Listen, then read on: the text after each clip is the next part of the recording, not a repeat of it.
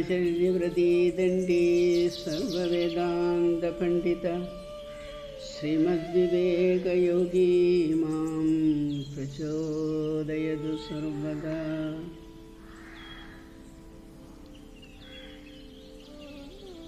Like any other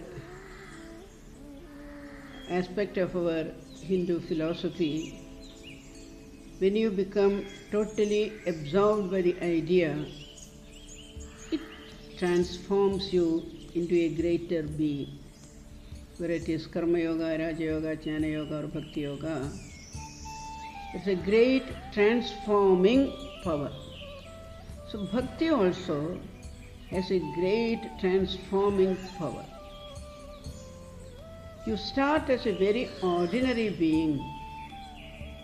See, for example, we have seen, talking about Ramayana,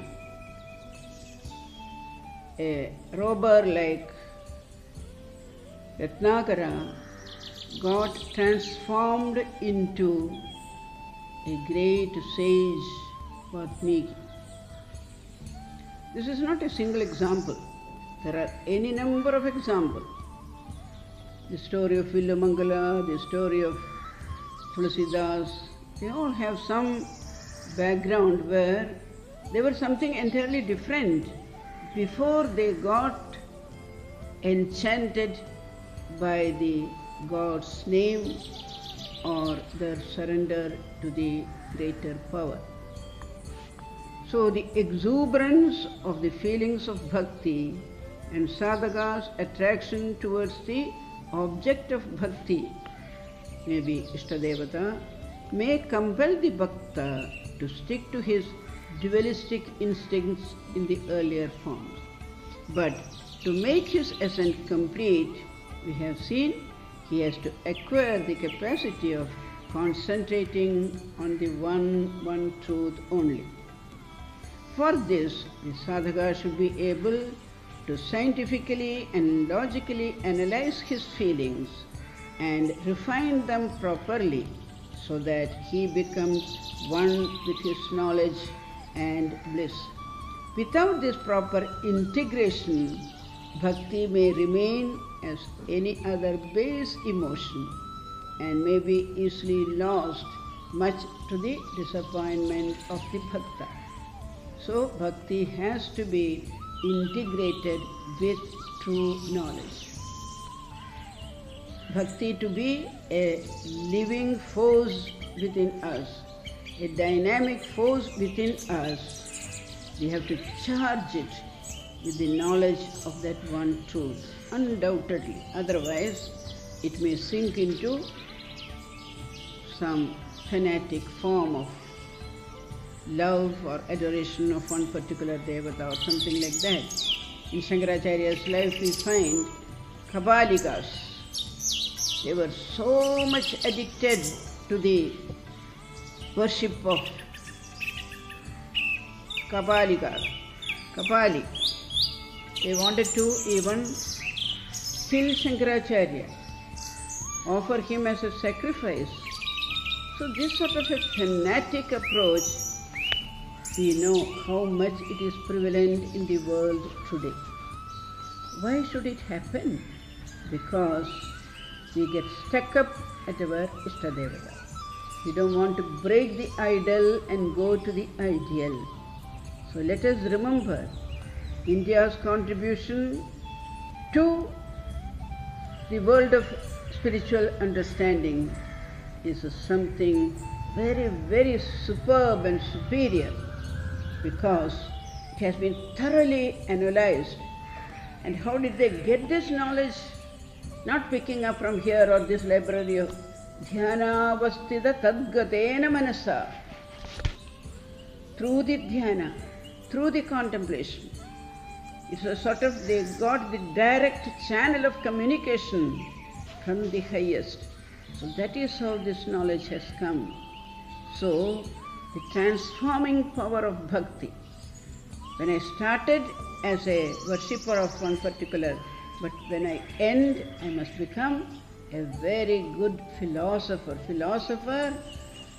who has understood all the signs of worship, signs of surrender, signs of tyaga, signs of service. That is how I should emerge out of my contemplation on my Ishtadevata. Man himself is transfigured, Swamiji writes, in the presence of this light of love. And he realizes at last the beautiful and inspiring truth. What is that truth? The love, the lover, and the beloved are one and the same. The triangle of oneness. The man who loves, the love he has, and the loved ones. They all are one. That's sort of a great light which Bhakti Yoga teaches us. We should be able to totally absorb that. What would be the characteristics of such a bhakta? Yes, I have understood all that. I have transformed myself into a better human being. How do I look now? Sri Krishna gives a very beautiful description in the Bhagavad Gita. We will go to Bhagavad Gita for that, for this wonderful description of a bhakta. He who hates none. Hatred is deleted from his dictionary.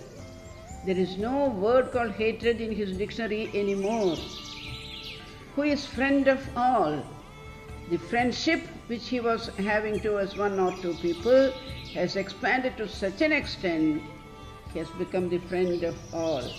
Maitra Karunayevacha, who is merciful towards all, who has nothing of his own. To say that I possess this, nothing at all. Who is free from egoism, who is even-minded in pleasure and pain. Samadukkhe sukhe, samadukkhe same, sugadukkhe same krutva. Sri Krishna says, you should be equal, ninda studi, sugadukkha, sitoshna. One should be even-minded in pleasure and pain, who is forbearing, who is always satisfied, who always works in yoga, whose self has become controlled, whose will is firm, whose mind and intellect are given up unto me. Such a one is my beloved bhakta. Then what happens to the society around him when such a bhakta is alive? What happens? Does the society get anything out of him? Yes. From whom comes no disturbance, who cannot be disturbed by others, who is free from joy and anger, fear, anxiety. Such a one is my beloved. He who does not depend on anything, who is pure and active, who does not care whether good comes or evil, and never becomes miserable, who has given up all efforts for himself, no selfish motivation at all, who is the same in praise or in blame, with a silent, thoughtful mind, blessed with what little comes in his way, homeless, for the whole world is his home, who is steady in his ideas. Such a one is my beloved bhakta. That is how Krishna sums up the transfigured personality of the human being who accepts him. Mayarpida mano buddhi. He says, whose mind and buddhi are all surrendered to me. This is a transformation that takes place due to the power of bhakti. So climbing up the exhilarating step of bhakti yoga, as the sadhaka starts realizing his oneness with the Supreme, he already starts seeing high above him the dazzling lights of the citadel of jnana, the ultimate destination in his ascent. His evolving mind starts receiving the rays of light from the lighthouse of knowledge, and naturally he would wish to hurry up. No, there is in the intervening step of Raja Yoga, of self-control, mastering which is much surer and secure way to reach the top. I have been telling you, without this security check by the Raja Yoga, we cannot ascend the final steps to Jnana Yoga.